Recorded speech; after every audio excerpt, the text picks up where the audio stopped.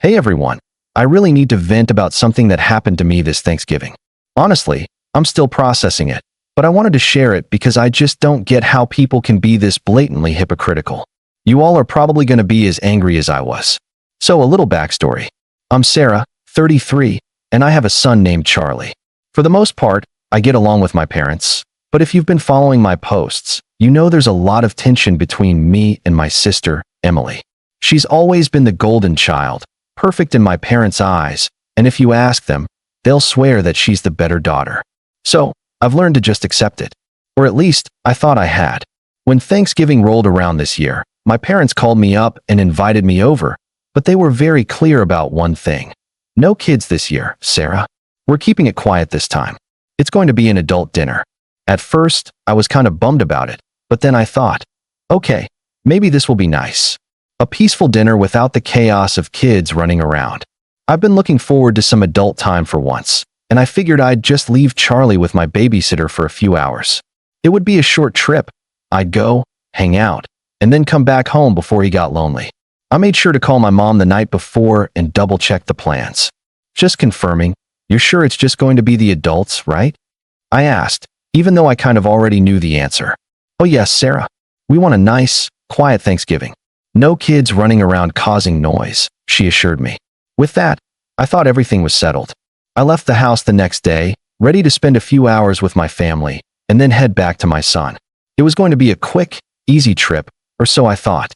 When I got to my parents' house, it looked just like I remembered. Everything was set up for dinner, the house smelled amazing, and it had that holiday warmth.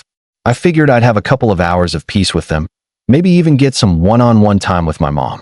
But as I walked in, something immediately felt off. The first thing I noticed was the noise. I wasn't expecting the sound of kids' laughter and footsteps pounding across the floor. I stood frozen for a second, blinking in disbelief. I heard a voice call out, "Aunt Sarah? Aunt Sarah?" and looked over to see Emily's kids, 3 of them, all running in and out of the kitchen, chasing each other, playing tag, making noise, just like the chaos my parents had said they didn't want.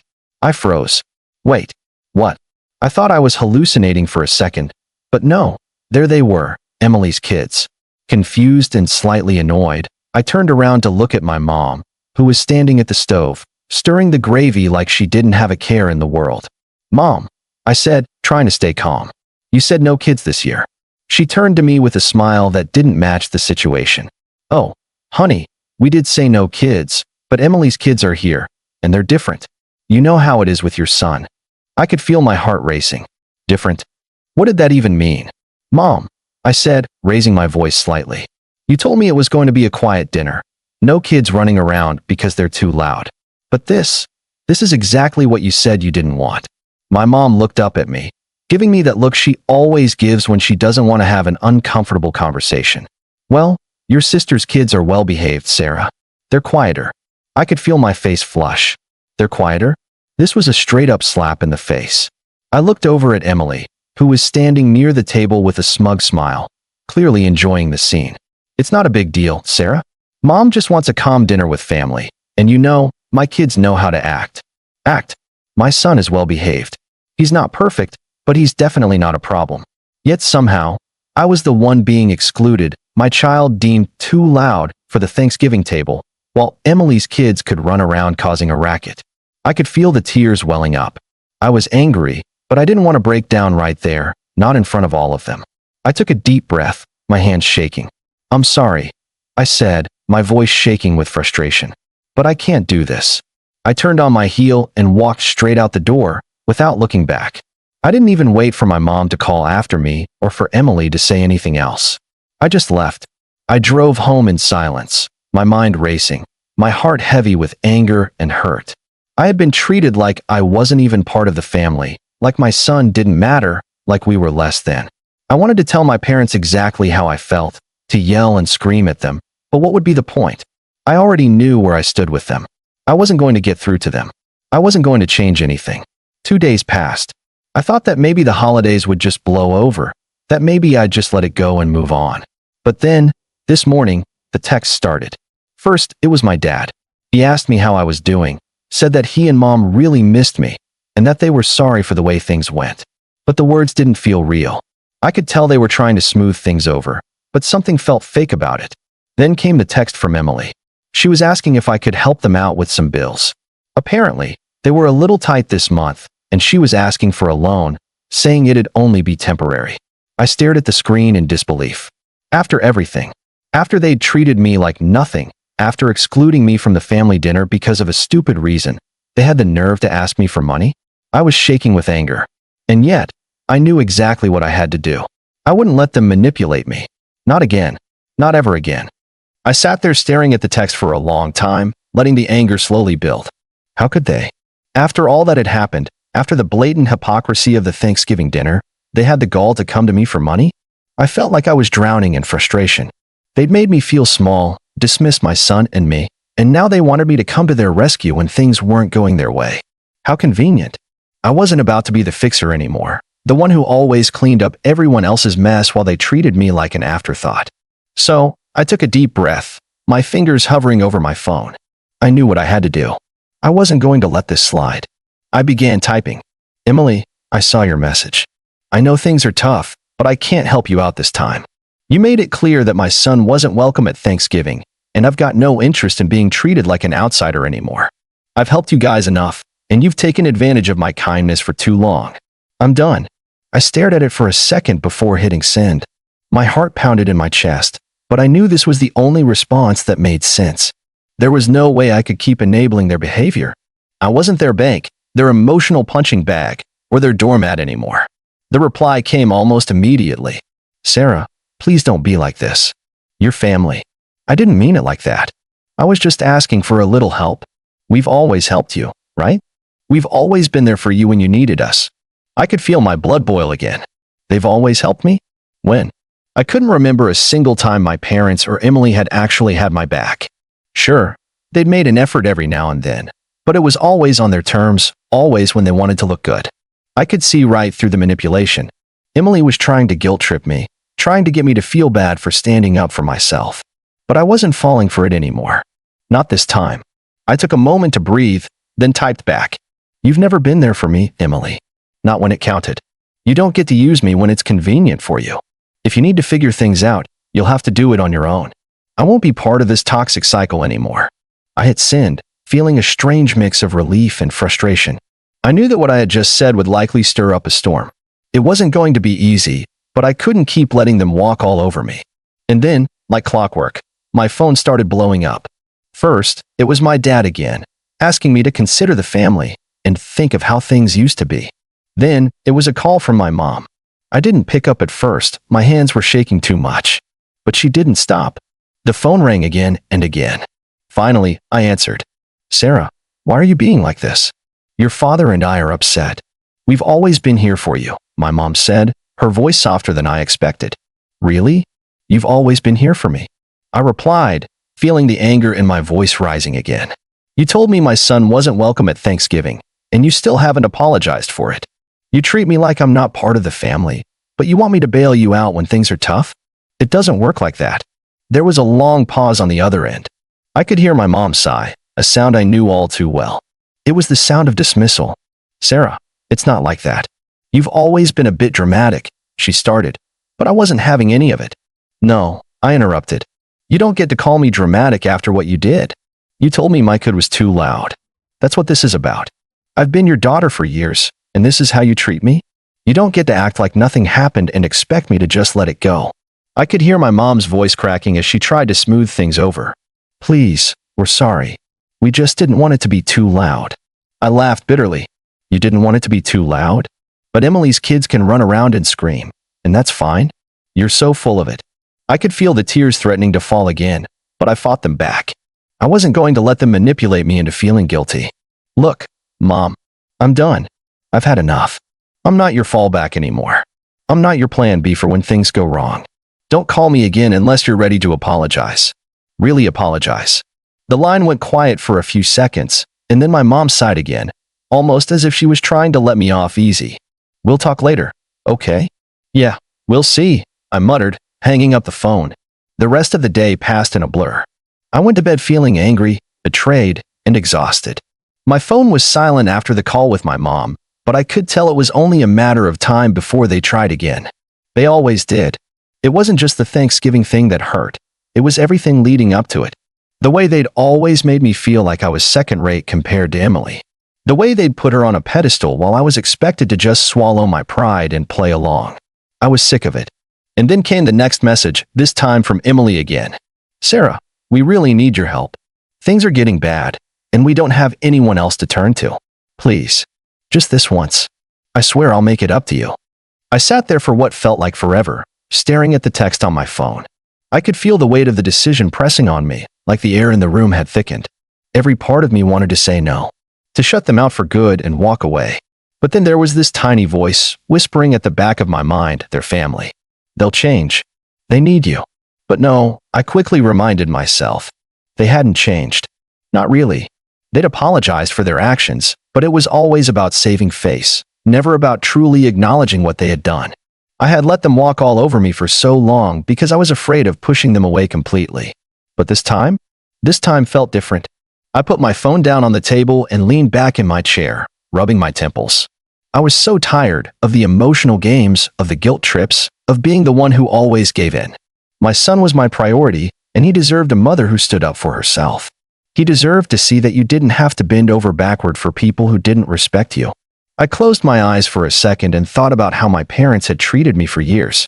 How they'd given Emily everything, praised her for every little thing she did, while I was left to deal with their leftovers. I wasn't just the black sheep in the family. I was the one who had to fight for the scraps. My phone buzzed again. I almost didn't want to look. But curiosity got the best of me, and I picked it up. It was another message from Emily. Sarah, please. I'm really sorry for how things went down. You know I didn't mean to hurt you, right? Things have been hard lately. The kids, the house, everything. I'm trying, but I don't know what to do. I need you. We need you. Please. The words hit me like a punch to the gut. She was trying to guilt trip me again. Trying to make me feel like I was the one abandoning her when she was the one who'd turned her back on me all these years. We need you. How many times had I heard that before? Only to be left out in the cold when it was time to step up. But this time, I wasn't falling for it. I had to put my foot down, and I had to stay firm. For myself. For my son. I took a deep breath and typed my response. I'm sorry, Emily, but I'm not going to keep enabling this. You've made it clear that I'm not welcome when things aren't going your way. I've helped you before, but I'm done now. I've got to take care of my own, and that doesn't include being the one you turn to when you need something. You've made your choices, and now you have to live with them. I hit send without looking back. It felt liberating and terrifying. I knew this was the breaking point. This was the moment that could change everything. A few minutes later, my phone buzzed again. It was my mom this time. Sarah, what's going on? Why are you shutting us out? We're family, and we've always helped you, even when you didn't ask. Don't do this. I stared at the message for a while, letting the words sink in. We've always helped you. Again, the same old story. I'd heard it so many times that it barely even registered anymore. They always acted like I owed them something, like they'd done so much for me when in reality, it was the bare minimum. I took a breath and dialed my mom's number. I wasn't going to keep going back and forth with texts. I needed to hear her voice one last time, hear how she would try to manipulate me into giving in. When she picked up, there was a calmness to her voice, but I could tell she was starting to get frustrated. Sarah, please. I don't know why you're doing this. We've always been there for you. We're your family. Always been there for me? I repeated, my voice rising. You haven't been there for me. You've been there for Emily. You've always put her first, and you've made me feel like I was just some backup. Well, I'm done. I'm done being the second choice. I'm done being your safety net. I'm done. I could hear her take a sharp breath. Sarah, don't say that. You don't mean it. We can work this out. We're family. You're overreacting. Don't be dramatic. My heart skipped a beat, and my anger flared. Dramatic? Really? After everything they'd put me through, that's what she was going to say? I'm not overreacting. I shot back. I've been patient for so long. I've let you walk all over me, and I'm not doing it anymore. I've spent my entire life feeling like I didn't matter to you, like I was just an afterthought. I'm not going to sit here and pretend that everything's fine when you treat me like this. There was a long silence on the other end of the line. I could hear my mom's breath, shallow and shaky. She didn't know how to respond. And for the first time, I didn't feel bad about it. You don't understand, Sarah, she finally said, her voice breaking. We're just trying to help. It's not easy for any of us. No, you're not, I replied, voice firm. You've never been about helping. You've been about controlling. She didn't say anything after that. I hung up, knowing that things had just changed forever. There was a strange mix of relief and dread coursing through me. My hands were shaking, but I wasn't sure if it was from the anger still burning inside or the weight of what I'd just done. Cutting ties with my family, well, at least part of it, felt like a betrayal, but at the same time, it felt like the most honest thing I'd done in years. I stared at the phone for a moment longer, feeling the silence in my house, the absence of all those familiar yet suffocating family dynamics. It was peaceful, almost too peaceful. It was like the calm after a storm, where the winds had just died down, and all that was left was the wreckage. But I knew it was necessary. I'd spent so long bending over backward for people who didn't truly care about me. And now, I was finally standing up for myself, putting my son first. I wasn't going to let my own family continue to drag me down with their expectations, their guilt trips, and their favoritism. For years, I had let them make me feel like I wasn't enough, like I had to earn my place in the family, like I had to prove myself every damn day. And in the end, nothing was ever enough. I wasn't about to let my son grow up watching that kind of toxic behavior. He deserved better than that. He deserved to see a strong, confident mother who knew her worth, who knew how to set boundaries, and who wasn't afraid to walk away from relationships that no longer served her. The phone buzzed again. Another message, this time from Emily. Sarah, please don't do this. I'm sorry. I know I've messed up, but you're making it worse. You're breaking up the family. I need you. We all do. You can't just walk away from us.